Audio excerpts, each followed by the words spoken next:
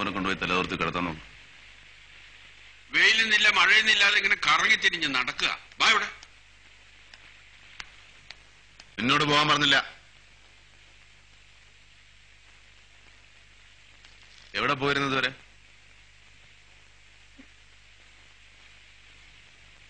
എന്താ ഇത്ര താമസിച്ചത്? ചോദിച്ചു കേട്ടില്ലേ? അപ്പൂന് സർക്കസ് കാണാൻ പോണെന്ന് പറഞ്ഞ് പോയിട്ട് തിരിച്ചു വന്നപ്പോ മഴ പെയ്തു. ഒരിടത്ത് കയറിയുന്ന ഓട്ടോറിക്ഷ ഒന്നും കിട്ടാഞ്ഞപ്പോ പപ്പ വഴക്ക് പറയുന്ന പേടിച്ച്. പപ്പാന്ന് വിളിക്കരുത്. ഓട്ടോറിക്ഷ ഒന്നും കിട്ടാഞ്ഞപ്പോ അപ്പൂന്റെ പപ്പ വഴക്ക് പറയുന്ന പേടിച്ച് മഴ നനഞ്ഞു വന്നപ്പോ താമസിച്ചു പോയി. അധികം വളച്ചെടുക്കരുത്, അധികം അഭിനയിക്കുകയും ചെയ്യരുത്. മറ്റുള്ളവരൊക്കെ വിട്ടികളാണ് ധരിച്ചിരിക്കുന്നത്. നിന്നെ എന്നോട് വിളിച്ചു വേണ്ട. സാർ, എന്നെ ഉപേക്ഷിക്കരുത്. ഞാൻ ഒരു തെറ്റും ചെയ്തതല്ല. പിന്നെ കാണിച്ചതൊക്കെയോ? കൊച്ചിനൊരു കമ്പനിക്ക് വേണ്ടി നിൽക്കാൻ പറഞ്ഞാൽ എങ്ങനെയൊക്കെയാണ് കാട്ടിക്കൂട്ടുന്നത്? ഒരിടത്ത് ജോലിക്ക് നിന്ന് പാലിക്കേണ്ട ചില അന്തസ്സുകളുണ്ട്, ചില മര്യാദകളുണ്ട്. അതൊക്കെ ആദ്യം പഠിക്കണം. രാത്രി 8 മണിക്ക് സാരി നേരിട്.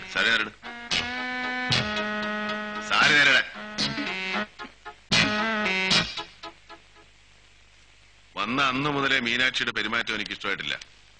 ആരെ കാണിക്കാനായി ഓവർ സ്മാർട്ട്നെസ്സും തന്നിടം ഒക്കെ? ഞാൻ അന്നേ പറഞ്ഞതാ ഈ വണ്ടി അധികകാലം ഓടൂല. തന്നോട് വലുതും ചോദിച്ചോളൂ. എത്ര വയസ്സുണ്ടെന്ന് പറഞ്ഞാ ജോലിക്ക് കയറിയത്? 16. സത്യത്തിൽ എത്രയുണ്ട്? 20 21? 22. പിന്നെന്തിനാ കള്ളം പറഞ്ഞത്? 16 വയസ്സുള്ളവർക്ക് ജോലിയുള്ളൂ എന്നറിഞ്ഞപ്പോ അമ്മയെ പറഞ്ഞത്. അത്രയൊക്കെ പറഞ്ഞാ മതി, അത്രയൊക്കെ തോന്നുള്ളൂന്ന്. കുറെ കാലമായി അമ്മയുടെ ആശ എനിക്കൊരു ജോലി കിട്ടണമെന്ന്. അതുകൊണ്ടാ ഞാൻ കള്ളം പറഞ്ഞത്. പിന്നെ ഇന്റർവ്യൂവിന് ഗോവൻ ഡോക്ടർ പറഞ്ഞു കുറച്ച് ബഹളം ഓവർ സ്മാർട്ട്നെസ് ഒക്കെ കാണിച്ചാലേ പപ്പയ്ക്കല്ല ബാലുസാറിന് ഇഷ്ടാവൂന്ന്. അത് കഴിഞ്ഞ് അപ്പുവിന്റെ കൂടെ കൂടിയപ്പോ 40 ദിവസം 40 മണിക്കൂറായിട്ട് പോണെങ്കിൽ ഇങ്ങനെയൊക്കെ അല്ല. ഞാൻ പിന്നെ എന്താ ചെയ്യേണ്ടത്? ഒന്നും ചെയ്യണ്ട, അങ്ങ് പിരിഞ്ഞു പോയാ മതി. പപ്പ സാർ,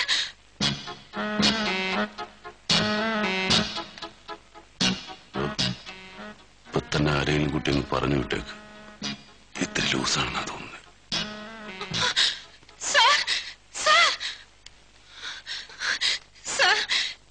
ഈ രാത്രി എന്നെ ഇവിടുന്ന് പറഞ്ഞയക്കരുത്. എനിക്ക് ഒരവസരം കൊടുത്താ.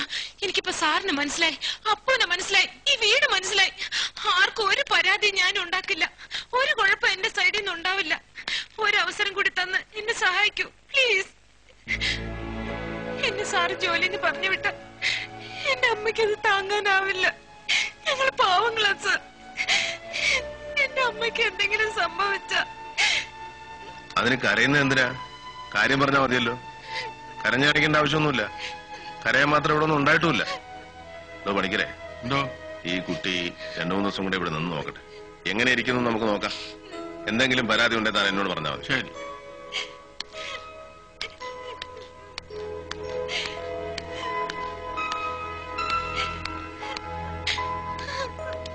പോട്ടെ, കാര്യങ്ങളൊക്കെ കഴിഞ്ഞില്ലേ? ഇനിയിപ്പൊ കരഞ്ഞിട്ടെന്താ കാര്യം? ആശ്വസിക്കൂ. ഇനിയാ ശരിക്കും വെടിമരുന്നിന്റെ ചോട്ടിന്ന് തീപ്പെട്ടി ഉരയ്ക്കാൻ പോണത്.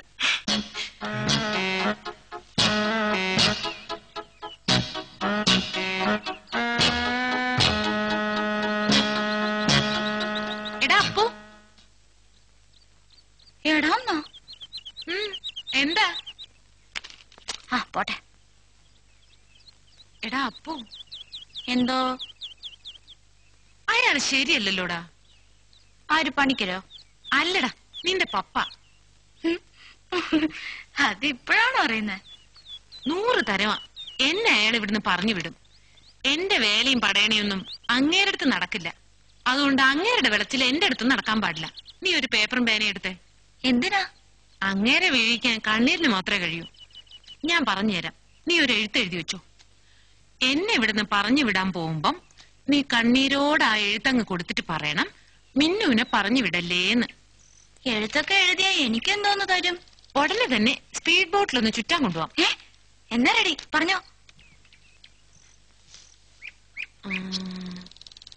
പ്രിയപ്പെട്ട എന്റെ പപ്പ, പ്രിയപ്പെട്ട എന്റെ പപ്പ, ഈ ലോകത്തില് എനിക്ക് പപ്പ മാത്രമല്ലേ ഉള്ളൂ. പപ്പ എന്നെ എത്രമാത്രം ഇഷ്ടപ്പെടുന്നുവെന്നും സ്നേഹിക്കുന്നുവെന്നും എനിക്ക് മാത്രമല്ലേ അറിയൂ. ആരെന്തൊക്കെ പറഞ്ഞാലും പപ്പയുടെ മനസ്സ് മുഴുവൻ എന്നോടുള്ള ഇഷ്ടവും സ്നേഹവും വാത്സല്യവും മാത്രമാണെന്ന് എനിക്കറിയാം. ഇനി എത്ര ജന്മങ്ങൾ പിറക്കേണ്ടി വന്നാലും പപ്പയുടെ മകനായി പിറക്കണമെന്ന് മാത്രമാണ് എന്റെ ആശ. ആ ലെവല് വരെയൊക്കെ പോണോ? കിടക്കട്ടടാ, വീണ വീഴട്ടെ. നീ എഴുതിക്കോ. എന്നെക്കാളും മറ്റാരെക്കാളും എനിക്കിഷ്ടം പപ്പയാണ്. I love you papa, I love you. എന്നുമെന്നും പപ്പയുടെ സ്വന്തം അപ്പൂസ്. എങ്ങനെയുണ്ട്? കൊള്ളാം, വീഴും.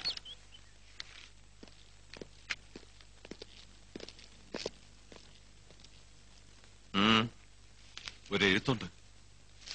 ആരുടെയാ? മിനിസ്റ്റർ നേരിട്ട് കൊടുത്തയച്ചതാ. ഏത് മിനിസ്റ്റർ? ഇൻഡസ്ട്രീസ് മിനിസ്റ്റർ രുദ്രനെ തിരിച്ച് ജോലിക്ക് എടുക്കണമെന്ന് ശക്തമായ ഭാഷയിൽ ശുപാർശ ചെയ്തിട്ടുണ്ട് സാർ. രുദ്രനെ തിരിച്ച് ജോലിക്ക് എടുക്കില്ല. സാർ അങ്ങനെ പറയുള്ളൂന്നറിയാം. മിനിസ്റ്റർ അല്പം വാശിയില്ല. ഈ വർഷത്തെ എക്സ്പോർട്ട് ഓർഡർ മുഴുവൻ മീറ്റ് ചെയ്യണമെങ്കിൽ റോ മെറ്റീരിയൽ സപ്ലൈക്കുള്ള ഗവൺമെന്റ് കോട്ട. എന്തൊക്കെ സംഭവിച്ചാലും രുദ്രനെ ഇവിടെ ജോലിക്ക് എടുക്കില്ല. ഇലക്ട്രിസിറ്റി മിനിസ്റ്റർ ഓഫീസിൽ നിന്നും ചില കടലാസുകളൊക്കെ വന്നിട്ടുണ്ട്. ഒക്കെ യൂണിയൻകാരുടെ. ഇവിടത്തെ മിനിസ്റ്റർമാര് മുഴുവൻ പറഞ്ഞാലും യൂണിയനുകൾ എല്ലാം ഇടപെട്ടാലും രുദ്രൻ ഇനി ഈ ഫാക്ടറി വർക്ക് ചെയ്യില്ല. ഈ ഫാക്ടറി നിന്ന് വലിച്ചേരി. സാർ കമ്പനിക്ക് വേണ്ടിയാണ്, വെറുതെ വാശി പിടിച്ച്. ഇതില് വാശിയുടെയും വൈരാഗ്യത്തിന്റെ ഒന്നും പ്രശ്നമില്ല. പ്രിൻസിപ്പിളാണ്.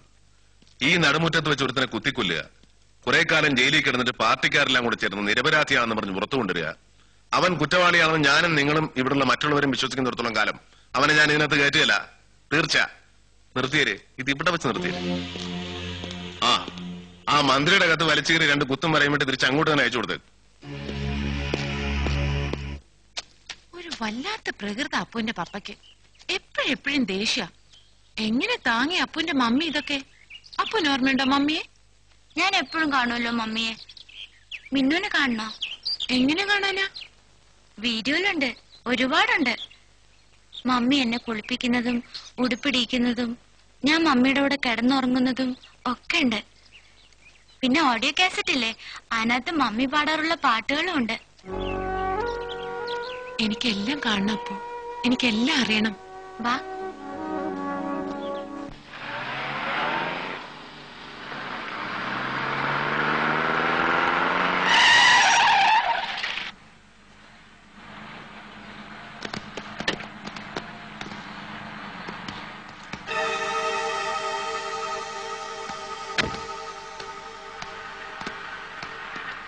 നമസ്കാരം സാർ.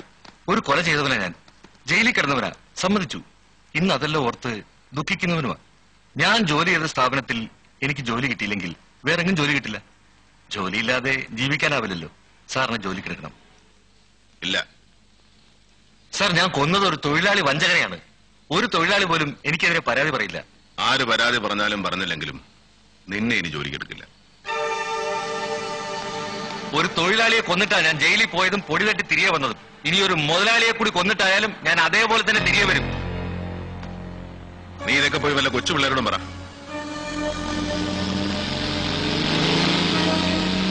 ഒരു കൊച്ചു പയ്യൻ വീട്ടിലുണ്ടല്ലോ, അത് മറക്കണ്ട. ദുഃഖിക്കും, ഇതിനെക്കുറിച്ച് ഓർത്ത് ദുഃഖിക്കും, ഒരുപാട് ദുഃഖിക്കും.